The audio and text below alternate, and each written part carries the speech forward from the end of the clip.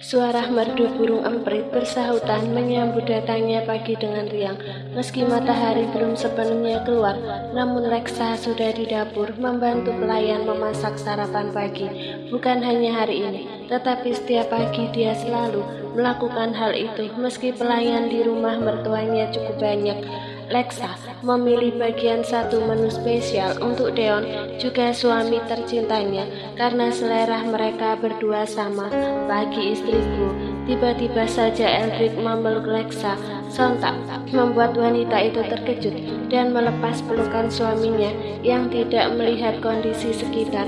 Mas, lihat-lihat dong, banyak orang di sini. Leksa membalik dan memukul dada si suami. Dia terlihat malu sekaligus kesal dengan Eldrick yang semakin tidak terkendali romantisnya. Entah romantis atau tingkat mesumnya yang terlalu tinggi, Eldrick seakan ingin terus melekat nempel seperti perangko pada istrinya yang kini semakin berkilau. Pelayan di sana hanya diam, menahan senyum mereka dan pura-pura tidak melihat apapun. Kenapa memang? Mereka semua diem kok.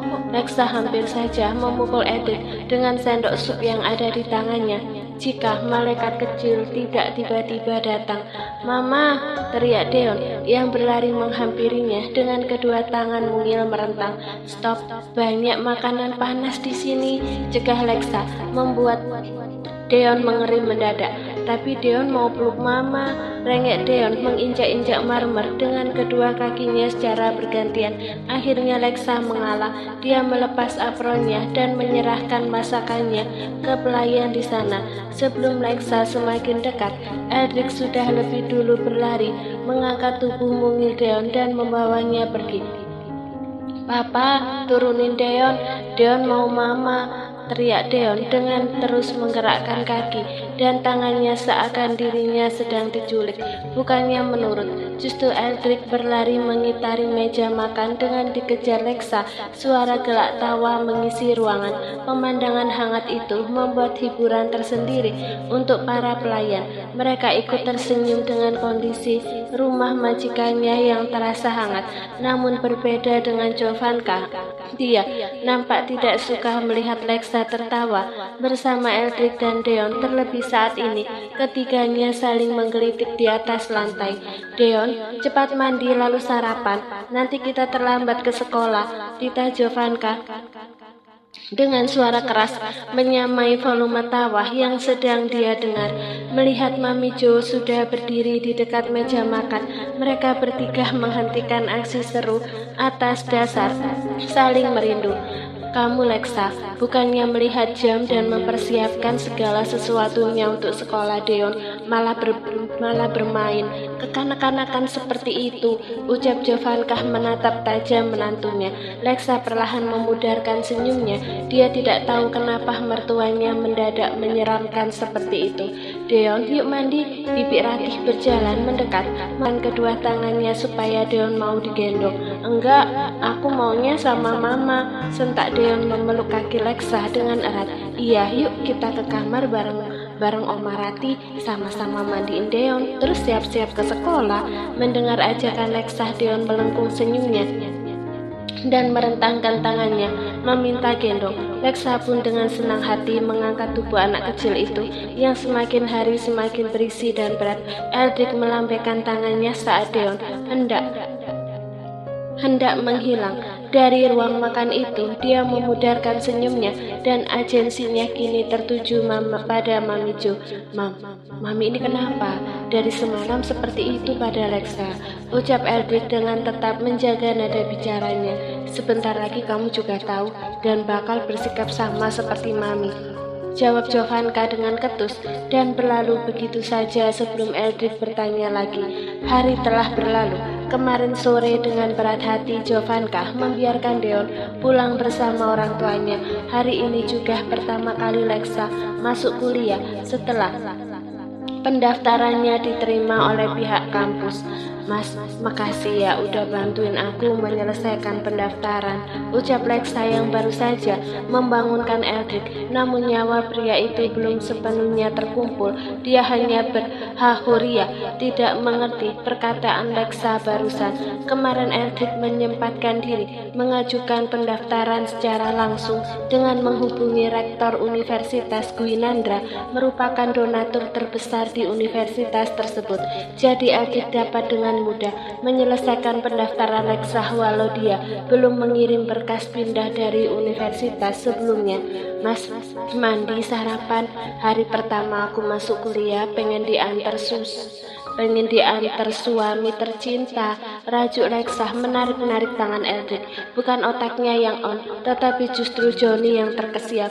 Eldrick menyingkat selimutnya dan bergerak turun dari ranjang. Dengan muka bantal dia mengikuti kemana arah Lexa menarik tangannya. Mendapati istrinya tersenyum di pagi hari dan mendengar ocehannya kini menjadi vitamin Eldrick yang paling ampuh mengusir virus malas. Jika dulu Eldrick sangat sulit bangun pagi, kini Eldrick lebih baik tidur siang ketika malam harus lembur sampai pagi di The Bloods daripada melewatkan pagi tanpa suara dan wajah ceria Lexa seperti saat ini. Betapa cerewetnya sang istri ketika membangunkan Eldrick hingga memaksanya untuk mandi supaya segar dan tidak mengantuk. Setelah sampai di depan kamar mandi, Lexa membuka pintu lalu mendorong pelan tubuh Eldrick untuk masuk. Mas, pekik Lexa saat merasa dirinya ditarik masuk oleh sang suami. Eldrick dengan cepat menutup pintu kamar mandi lalu mengunci. Mas, jangan macam-macam, aku sudah mandi. Tanpa aba-aba Eldrick meraih bidadari cantik miliknya dan membenamkan yang begitu dan menyenangkan. Meski awalnya Lexa terasa menolak, tetapi akhirnya dia membalas serangan yang sudah dicap menjadi miliknya. Tangan Eldrick tidak pernah tinggal diam. Dia membenamkan telapak tangannya. Usapan tangan Eldrick memberi sengatan hebat, tapi dia mencoba menyadarkan diri untuk tidak melanjutkan sarapan pagi yang sering mereka konsumsi semenjak berlibur di Maldives. Mas, aku harus memandikan Deon. Lexa mendorong lembut pada dada Eldrick. Dia sudah melihat mata pria itu di hadapannya, sudah berkabut penuh keinginan. Eldrick tidak menjawab, dia justru kembali membenamkan sang istri dan menaikkan dengan mudah Eldrick membuat gaun moka itu meluncur santai. Pemandangan indah yang selalu Eldrick rindukan. Lexa kini menjadi putih bersih dan licin juga membuatnya ingin terus apa yang dia miliki saat ini. Penolakan Lexa sudah menguap entah kemana. Yang ada kini nada merdu di balik guyuran air shower yang dinginnya mampu membuat kulit menggigil. Tapi nyatanya mereka hanya merasakan panas dan basah, tidak lagi peduli menit yang terus berputar. Gerakan Eldrick terus membawa istrinya ke nirwana.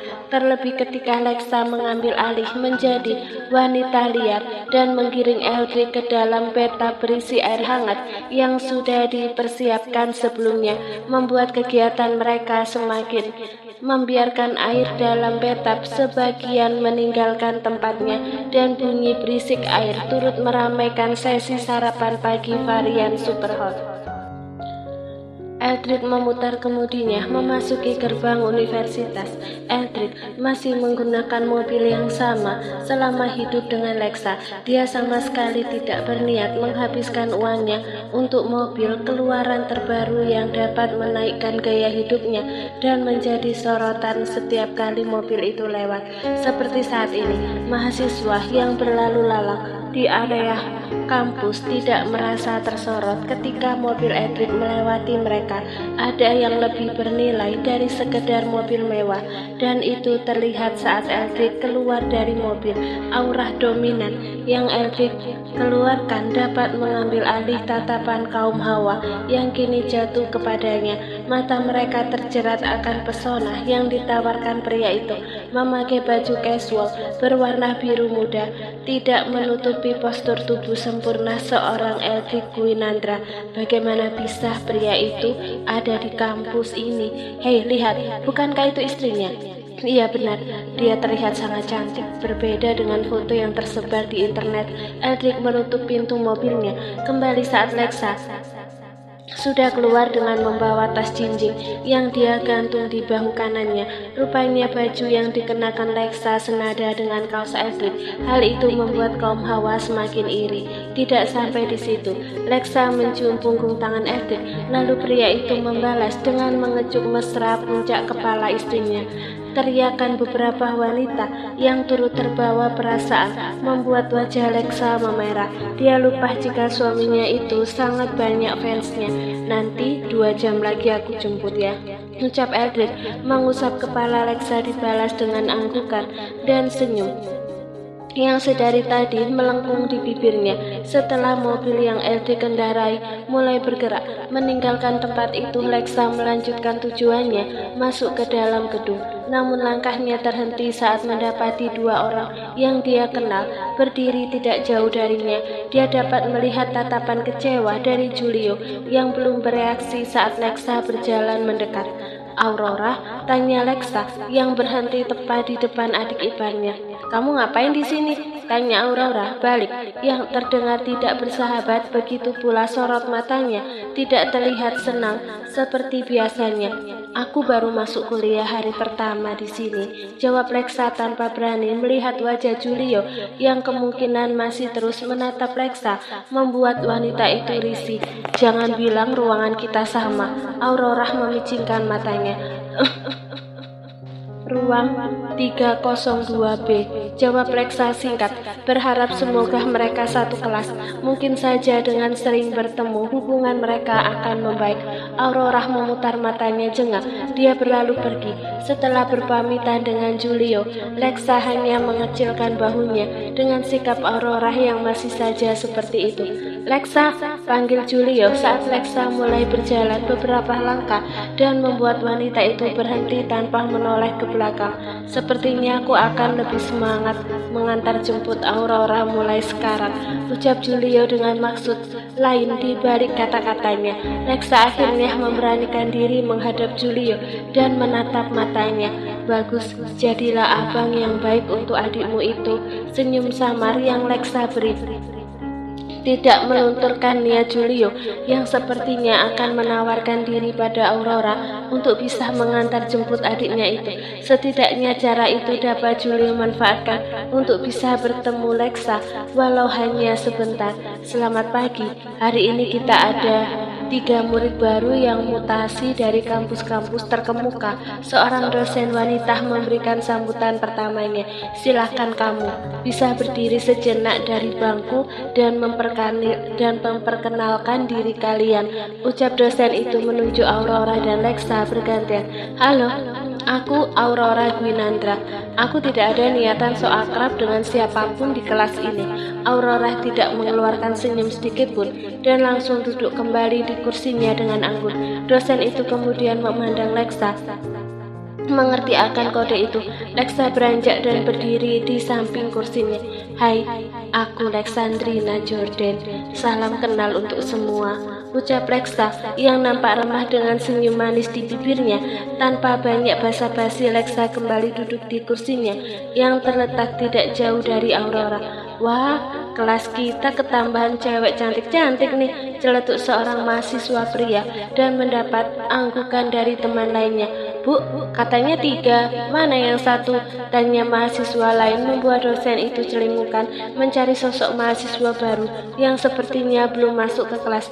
Saya, Lucio Benuki, maaf terlambat. Terdengar suara bariton dari arah pintu masuk membuat atensi seisi ruangan ke arah yang sama. Beberapa mahasiswa wanita menganga, termasuk Aurora. Nampaknya dia harus meralat kata-katanya, khusus mahasiswa baru itu. Dia rela akrab dengannya. Lucio tersenyum mendekat ke meja dosen.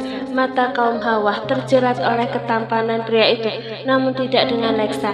Dia sama sekali tidak tertarik dengan teman barunya di kelas. Bagaimana tidak, sosok Eldrick sudah sangat sempurna. Justru saat ini Lexa sedang saling bertukar pesan dengan Eldrick. Sayang, jangan tebar pesona.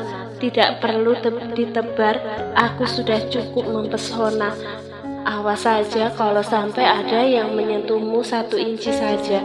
Aku tidak akan lagi mengizinkanmu kuliah. Tadi Julio mengantar Aurora. Kalian saling berbicara. Dia hanya bilang akan sering mengantar jemput Aurora karena mengetahui aku satu kampus dengan Rora. Eldrick tidak menjawab cukup lama dan Lexa dapat membayangkan reaksi Eldrick di sana. Hal itu sukses membuat Lexa senyum-senyum sendiri lalu mengirim emoticon love sebanyak 7 buah. Tanpa disadari acara perkenalan pria itu sudah selesai dan justru pria itu memilih duduk di sebelah Lexa.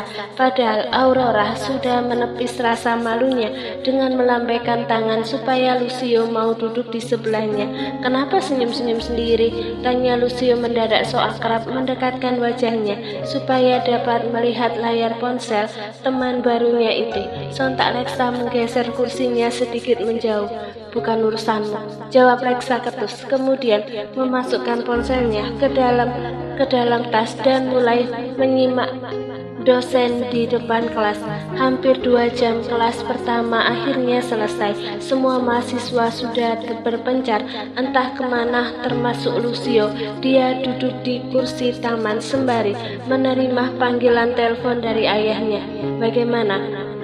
Kamu sudah bertemu dengan wanita itu? Tanya Daddy Mark dari seberang telepon. Iya, dia jauh lebih cantik dari yang difoto, jawab Lucio nampak berbinar, membayangkan wanita cantik bak bidadari yang selama 2 jam ke belakang duduk di dekatnya. Tapi dia sudah memiliki suami, dan suaminya adalah cucu dari konglomerat yang berpengaruh di sana. Aku tidak peduli, aku akan membuat mereka berpisah atau jika perlu melenyapkan suaminya. Sorot mata Lucio berubah ketika mengingat bagaimana Eldrick mencium Lexa di depan gedung tadi. Ya, Lucio saat itu sedang duduk di dalam mobil tidak jauh dari mobil Eldrick terparkir. Kamu jangan gegabah, Lucio. 5 tahun aku mencarinya, menagih perjodohan yang Papa lakukan dengan Tuan Franz. Setelah berhasil menemukannya, aku tidak akan pernah mundur, ucap Lucio dengan penuh penekanan. Dan apa yang pria itu lakukan adalah apa yang akan dia lakukan. Lucio menutup panggilan teleponnya secara sepihak. Dia menggeser layar hingga terlihat wallpaper di ponselnya. Seorang gadis muda dengan senyum lepas dan rambut tergerai indah. Tidak ada yang dapat menghalangi jalan Lucio. Aku hanya akan mengambil apa yang sudah menjadi hakku. Terlihat seringai Lucifer terukir di bibir pria berdarah Itali itu, sembari menatap sosok wanita yang ada di ponselnya.